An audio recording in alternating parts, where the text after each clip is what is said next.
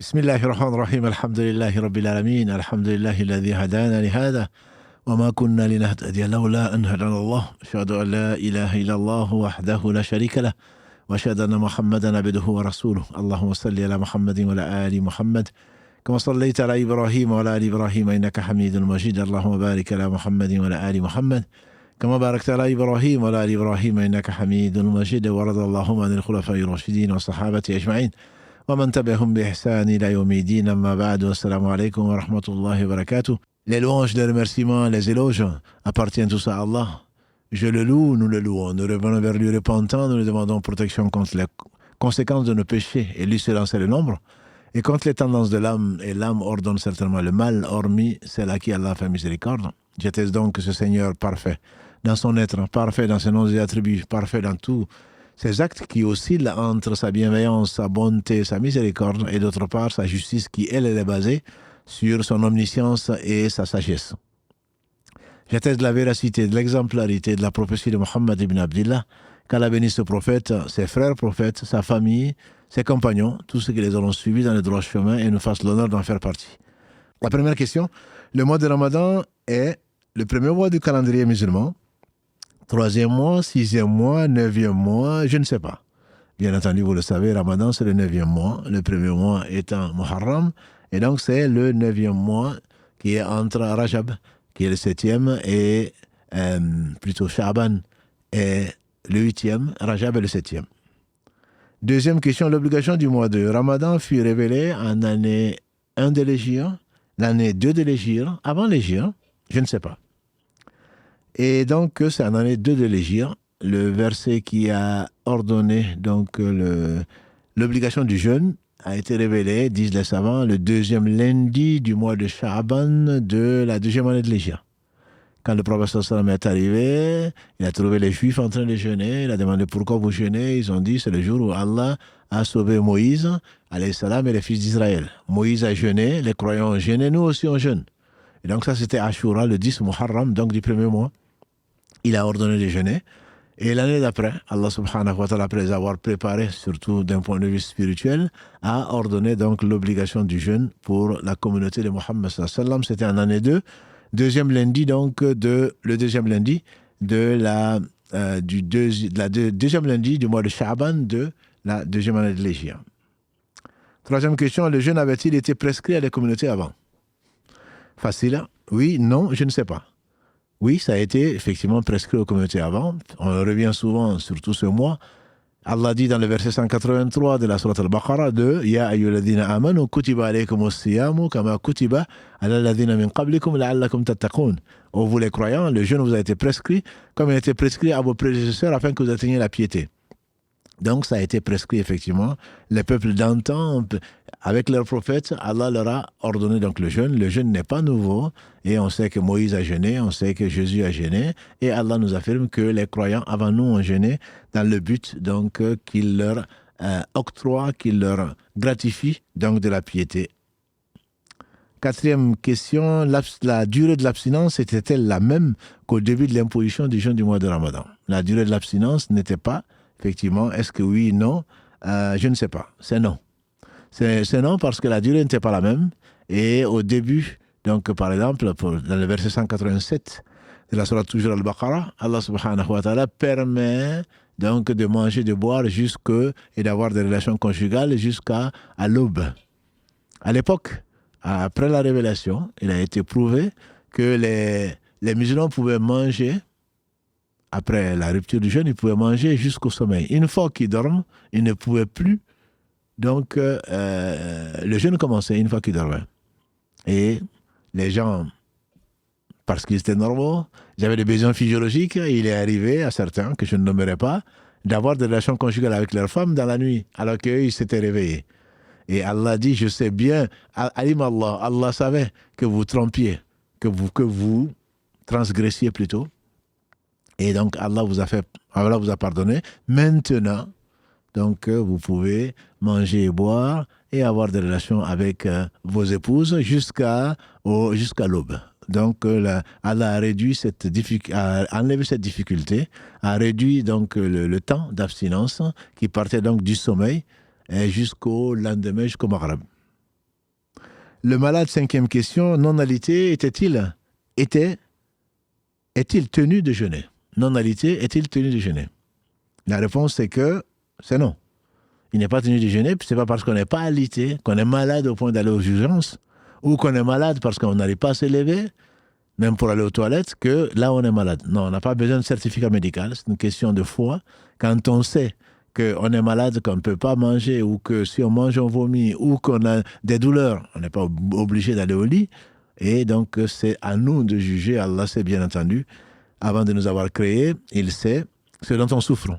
Et si on triche ou pas. Donc, on n'a pas besoin d'être alité, mais on ne trompe pas Allah. On peut tromper tout le monde, sauf Allah.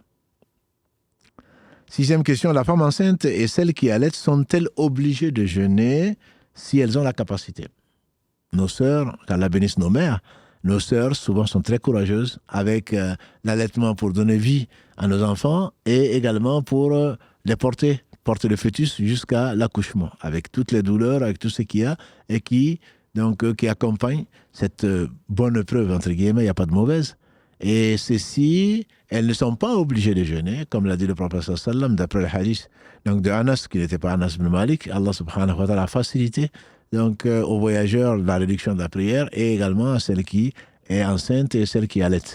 Et donc, elles ne sont pas obligées de jeûner. Elles jeûnent si elles veulent, si elles peuvent le supporter, elles peuvent ne pas jeûner également. Et la compensation, on la verra, Inch'Allah, plus tard. Septième question, le voyage non pénible de courte durée ou en avion autorise-t-il la rupture du jeûne? Les gens se croient courageux, mais Allah a permis. Celui qui est malade ou qui est en voyage. Le voyage, il est général. Les savants définissent, la majorité des savants disent que c'est c'est parcourir 84 km, c'est les 4 écoles. Et donc, à partir de ce moment, que ce soit en avion, que ce soit à dos d'âne, que ce soit à pied, c'est un voyage. Et du temps du prophète sallallahu alayhi wa sallam, quand on a vu quelqu'un voyager en jeûnant, et parce qu'il se sentait capable, et à midi venu, ou quand il était fatigué, donc il a perdu connaissance. Les gens étaient attroupés autour de lui, et il a vu ça, il dit, qu'est-ce que c'est que cet attroupement? On dit, c'est un tel parce qu'il jeûne. Il dit, ce n'est pas signe de piété que de jeûner en voyageant. Lui-même jeûnait parfois il ne jeûnait pas. Les compagnons, certains jeûnaient, d'autres ne jeûnaient pas. Ceux qui jeûnaient ne reprochaient pas aux autres, comme on pourrait le faire aujourd'hui, pourquoi ils ne jeûnent pas? Parce que c'est trop facile. C'est ici à Abidjan, ici, je ne sais, à New York. C'est un avion, ça dure que 6 heures, ça dure que 12 heures. Voilà. Pourquoi on ne peut pas jeûner? Non, ça, si tu veux, tu jeûnes. Si tu veux, tu ne jeûnes pas. C'est une facilité qu'Allah nous donne. Et il n'y a pas donc de condition en disant que non, c'est trop facile, donc je vais jeûner. Si tu veux, tu jeûnes. Si tu veux, tu ne jeûnes pas. Par contre, si tu ne jeûnes pas, tu dois rattraper ce jour-là. Huitième question. À cause du stress des examens scolaires et le besoin d'être dans les meilleures conditions physiques et psychologiques, on a déjà entendu ça, je suis autorisé à rompre le jeûne ou pas? Puis le rendre un autre jour. Je dois malgré tout jeûner, je ne sais pas. Le stress est né du peu de confiance que nous avons souvent par rapport au destin, par rapport à Allah subhanahu wa ta'ala. En jeûne, il se peut qu'au travers du jeûne, au travers de l'adoration, Allah te facilite et t'enlève le stress. Allah bi dhikrillahi tatma'inna al-qulub, n'est-ce pas que le rappel d'Allah, c'est par le rappel d'Allah que les cœurs s'apaisent. Donc ce stress, si on avait vraiment confiance en Allah, je ne dis pas qu'on n'a pas peur, mais la peur disparaît rapidement pour laisser place à la confiance en Allah subhanahu wa ta'ala. Donc ce n'est pas une autorisation de rompre parce que moi j'ai un examen. L'examen, le vrai examen, ce sera le jour du jugement dernier. Et tu ne pourras certainement pas supporter ce stress-là.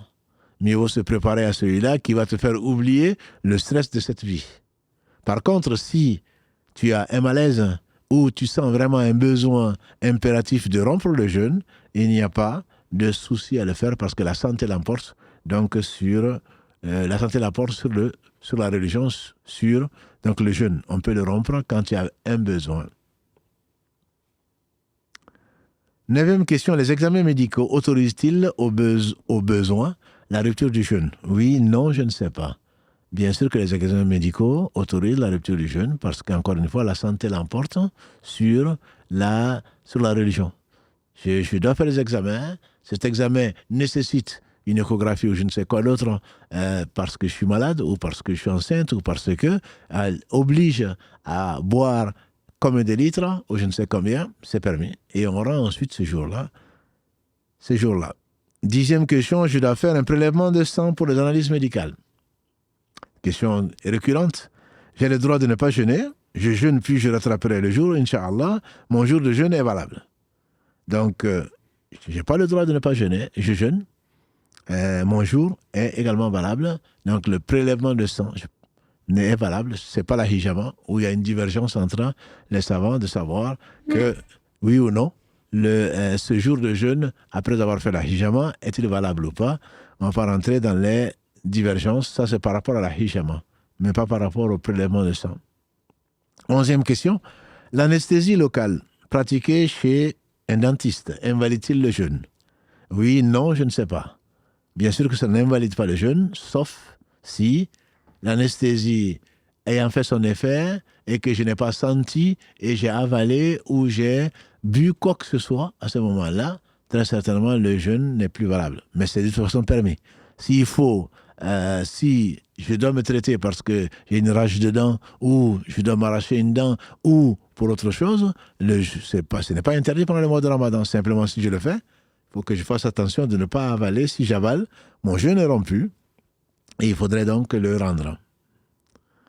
12e question, la consultation chez la gynécologue invalide-t-elle le jeûne? Bon, c'est une question qui est posée exprès parce que des sœurs demandent souvent « je veux annuler ma consultation parce que je jeûne ». Non, l'auscultation d'une femme par la gynécologue ne rompt pas le jeûne. Simplement, la question a été posée même récemment à des savants dignes de confiance, ça n'oblige pas même pas à faire le ghusl. Si ça obligeait à faire les grandes ablutions, alors le jeûne serait rompu peut-être. Mais tant qu'il n'y a pas eu quoi que ce soit qui ressemble à des réactions qui ressemblent à ce qu'on peut avoir dans un rêve érotique ou dans les relations conjugales, c'est la simple auscultation ne rompt pas le jeûne. Ce n'est pas parce qu'il y a eu une auscultation, soit un appareil à pénétrer en elle, soit un doigt ou plus. Non. Par contre, ça oblige à refaire les petites ablutions pour faire la prière. Ça oblige à faire les petites ablutions pour faire la prière, mais pas le jeûne est valable. 13e question. J'apprends dans la journée, on est le premier Ramadan pour nous, pour d'autres ce sera demain, j'apprends dans la journée le début du Ramadan. Qu'est-ce que je fais? Je continue à manger et à boire. Première option. Deuxième option, j'arrête de manger et de boire. Le reste de la journée, puis je rattraperai ce jour-là, Inch'Allah. Je jeûne le restant du jour et le jeûne de ce jour est valable. Je ne sais pas. Donc c'est la deuxième réponse. J'arrête de manger et de boire parce que c'est un jour où il n'est pas permis de jeûner et de boire, mais ce que j'ai fait n'est pas un péché puisque je ne savais pas. Mais dès que je sais, à ce moment-là, il faut que j'arrête. Donc il faut que j'arrête de manger et de boire et je refais le jour puisque j'ai mangé ce jour-là, mais sans faire exprès, mais mon jeûne n'est pas valable. Mon jeûne n'est pas valable. 14e question. J'ai fini de consommer le repas de fin de nuit, le sahour, 5 minutes avant l'heure du fajr. Mon jeûne est invalide et je dois rattraper ce jour. Mon jeûne est valable, je ne sais pas. Le jeûne est valable puisque l'imsak, disaient des savants déjà du 7e siècle de l'Égypte, l'imsak est une innovation. Je dois m'arrêter 20 minutes avant. C'est ce qu'on entend, ce qu'on voit sur le calendrier. Non, Allah dit dans le verset 187 de la sourate Al-Baqarah, « Kulu wa kulu washrabu » Mangez et buvez jusqu'à ce que se manifeste la différence nette entre donc, les ténèbres de la nuit et l'arrivée de l'aube. Donc il n'y a pas, et il y a beaucoup de dires prophétiques authentiques, où le prophète sallam, quand on lui a demandé, Omar en particulier avec quelque chose dans la main, et on a entendu l'appel à la prière. D'ailleurs, il a insisté, alayhi salatu wassalam, il dit, il y a 2 types de fajr, il y a 2 types d'aube, l'aube sadiq, donc qui est l'aube véritable, qui interdit de manger et permet de prier, et l'aube qui est kadhib, qui est faux, qui est fausse, et qui permet encore de manger et interdit de prier parce que ce n'est pas encore l'heure. Et donc, on peut manger jusqu'à 5 minutes si on veut arrêter 1 heure avant, si on veut arrêter 20 minutes avant, si on veut arrêter 3 heures avant, ou ne même pas se lever, c'est permis. Par contre, on ne peut pas dire à quelqu'un, tu as mangé juste 15 minutes avant l'aube et donc ton jeûne n'est pas valable. Non, ça c'est une innovation et c'est plus des traditions et des us de coutume que de l'islam. 15e question, je ne me suis réveillé plutôt qu'après le Fajr, mais avait l'intention de jeûner la veille pour pouvoir prendre le sahur. Ça peut arriver par la fatigue, pour d'autres choses, que finalement, on n'a pas pu se lever. On s'est levé après l'aube, avant le lever du soleil, j'espère. On s'est levé après l'aube pour pouvoir faire ses ablutions et faire son Fajr, mais on n'a rien absorbé puisque l'aube était déjà rentrée. Donc, le fait de prendre le sahur, qui est le petit déjeuner avant l'aube, est conseillé. Le prophète sallam a dit, prenez le sahur, il y a une baraka, il y a une bénédiction dans le sahur. Mais ce n'est pas obligé, ton jeûne est valable tant que tu avais formulé l'intention. Et l'intention, l'avis majoritaire des savants, c'est que l'intention, tu peux la prendre dès la première nuit du Ramadan. Et en disant, ce Ramadan, Inch'Allah, je vais le jeûner. Après, s'il est interrompu par le voyage ou les menstrues ou autre chose, quand tu vas reprendre l'intention à nouveau. Mais sinon, une seule intention au début suffit, d'après l'avis majoritaire. Dans tous les cas, il faudrait pouvoir donc le prendre avant l'aube si on doit le refaire. 16e question, je me suis reconverti la veille du Ramadan. 4 options. Je dois jeûner le mois de Ramadan. J'attendrai d'apprendre la prière avant, parce que la prière est importante, n'est-ce pas? Satan va te le dire, et ce qui est vrai, avant de jeûner, et je rattraperai les jours non jeûnés, Inch'Allah, après. 3e option, je ne suis pas encore concerné par le jeûne, puisque je ne prie pas. 4e option, je ne sais pas. Bien entendu, je dois jeûner le mois, puisque j'ai attesté qu'Allah, c'est le mérite d'adoration, que Mohammed est son messager et son serviteur. Et la prière est obligatoire pour moi, et même si on ne le sait pas, c'est une des questions qui ont été posées sur Instagram, même si on ne le sait pas, le prophète sallam nous a dit que la prière est obligatoire, on ne connaît pas la Fatiha, il a dit qu'on dise, même un converti, quelqu'un qui vient de se convertir, qui ne connaît pas l'arabe, il suffit qu'il dise Subhanallah, Alhamdulillah, La ilaha illallah, Allahu Akbar, wa la hawla, wa la quwwata illa billah. Ça c'est si l'arabe, si c'est ce que c'est. Sinon, il peut se contenter de ce qu'il sait. Alhamdulillah, Alhamdulillah, Alhamdulillah, il fait sa prière. Allahu Akbar, Allahu Akbar, Allahu Akbar, Subhanallah, Subhanallah, et il fait sa prière tant à la place de la Fatiha que de la sourate, dans le record, s'élève du record, il ne connaît pas le reste, mais il peut le faire, bien entendu souvent guidé parce qu'il n'a pas appris la prière, guidé en priant en groupe, etc. Mais la prière est obligatoire. Le jeûne également l'est, s'il remplit bien sûr les conditions. Donc, elle n'est pas indisposée, il n'est pas fou, il est pubère, il n'est pas en voyage, il n'est pas malade. Il faut qu'il fasse le jeûne du mois de Ramadan. Après, que ce soit difficile certainement, parce qu'il n'a pas l'habitude, parce que, alhamdulillah, il est rentré donc, dans un autre mode de vie et pour atteindre la piété, mais Allah va l'assister très certainement. Nous avons nos enfants de quel âge qui font parfois tout le Ramadan et très jeunes. Parce que Allah leur donne la volonté, parce qu'ils veulent imiter les parents, parce qu'ils sont convaincus qu'il faut le faire. Donc c'est Allah qui va faciliter, et il n'est facile que ce qu'Allah facilite. 17e question, malade, je vais être perfusé en état de jeûne. Mon jeûne est-il valable, puisque je n'ai ni mangé ni bu? 2e option, je dois refaire le jour après Ramadan. Et 3e option, bien sûr, je ne sais pas. C'est la 2e qui est la bonne, c'est que je dois refaire le jour après le Ramadan. Donc, Inch'Allah. Pourquoi? Parce que la perfusion va te donner tous les éléments minéraux, toutes les vitamines, tous les sels, tout ce dont tu as besoin, que tu aurais consommé au travers du boire et du manger. Donc, on ne va pas faire comme ceux à qui que Allah cite, subhanahu wa ta'ala, dans son noble livre, ceux à qui les pécheurs, à qui Allah subhanahu wa ta'ala a interdit, parce qu'ils sont interdits plutôt, de pêcher le samedi. Ils n'avaient pas de poisson, donc qu'est-ce qu'ils ont fait? Toute la semaine, ils n'avaient pas de poisson, le poisson ne venait que samedi. Ils ont décidé donc de mettre le filet le vendredi. Ils ne travaillaient pas le samedi, et le dimanche, ils voulaient récolter. Donc quelque part, on est là, on a toutes les vitamines qu'il faut, on n'a pas faim, on n'a pas soif, et pourtant, on n'a pas mangé ni bu. Donc ça, c'est contourner la loi et ceci n'est pas permis dans l'islam. Donc on doit rendre ce jour-là puisqu'on a pris l'équivalent. Donc je ne parle pas d'injection musculaire, etc., etc. Je ne parle pas de cela, je parle de transfusion. Là, je ne connais pas de divergence entre les savants sur la question. 18e question, je fais de l'asthme et ai besoin de prendre de la ventoline. Je précise, un aérosol sans poudre, parce qu'avec la poudre, les savants, ils ont divergé, puisqu'il y a de la poudre, il y a du solide, et ça pourrait consolider ou ça pourrait donner l'effet donc d'avoir mangé quelque chose. Et dans le milieu médical, et ceux qui sont éprouvés par l'asthme savent de toute façon, quand on prend la ventoline, ça donne plutôt envie de manger. Ça donne faim. Et donc, c'est permis, à l'avis que je connais, c'est permis de prendre la ventoline ou tout autre produit qui peut calmer donc, cette épreuve, tant que ce ne sont que des aérosols. Parce que ça ne fait pas l'équivalent ni de manger ni de boire. Au contraire. 19e question, j'ai observé l'arrêt de mes menstrues en fin de nuit. Avant l'aube, par contre. Mais n'ai pas formulé mentalement l'intention de jeûner, n'étant pas certaine d'être dans mon état de pureté. Je m'abstiens donc de manger. Mon jeûne est invalide et je dois compenser ce jour, Inch'Allah. Le jeûne est valide puisque je n'ai pas mangé et je ne sais pas. C'est la première option. Mon jeûne est invalide.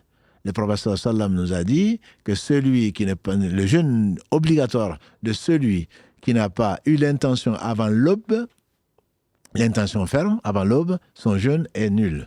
Contrairement au jeûne volontaire plutôt, les nawafil, lundi, jeudi, les jours de Arafat, Ashura, les trois jours donc qu'on appelle les jours blancs, tout ce que l'on veut faire comme ça, on peut. Il est arrivé un jour demander à ses femmes est-ce qu'il y a de quoi manger. Elles ont dit non. Il dit alors je jeûne.